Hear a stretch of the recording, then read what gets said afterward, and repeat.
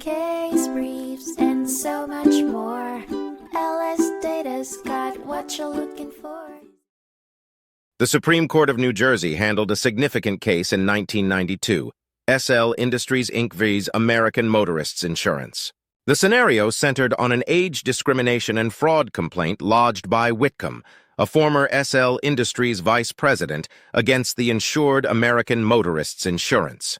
The core issues were the insurance company's duty to defend and indemnify the insured, the definition of emotional distress as bodily injury as per the policy, and the accidentalness of the injuries inflicted by the insured. The court was also tasked with considering the late provision of relevant information by SL Industries to the insurance company. Initially, a lower court concluded that the insurance policies were not liable for potential statutory violations under the Age Discrimination in Employment Act.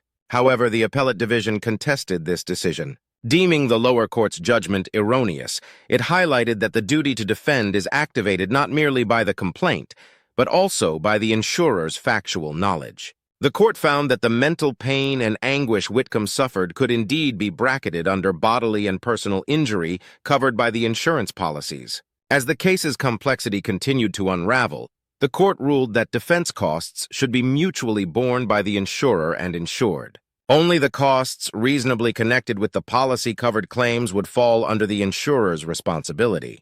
The court also underscored that the insurer bore no liability for defense costs borne before they were made aware of the triggering facts of coverage. Significantly, the trial court was directed to conduct a detailed hearing to allocate the defense costs and coverage appropriately. It was imperative to determine the proportion of the settlement based on the emotional injury from common law fraud. The court deemed the Karlinski test a more sensible method to determine insurance coverage for intentional injuries. The case was returned to the lower court to evaluate SL Industries' intent to cause emotional distress. This would decide whether the fraud count was covered, and subsequently, the amount payable by the American company towards SL Industries' defense and settlement costs. Moving forward, the court stated that insurers are generally not mandated to defend an insured accused of intentional misrepresentations. However, it acknowledged that physical symptoms resulting from emotional distress could qualify as physical injuries. As the legal tussle raged, full reimbursement for defense costs was denied due to SL Industries' delay in handing over essential information to the insurer. The remanded case was then sent back to the lower court for further proceedings consistent with these judgments. Ultimately, this crucial case highlighted that an insurer and insured's contractual obligations form the basis for the insurer's duty to pay defense costs.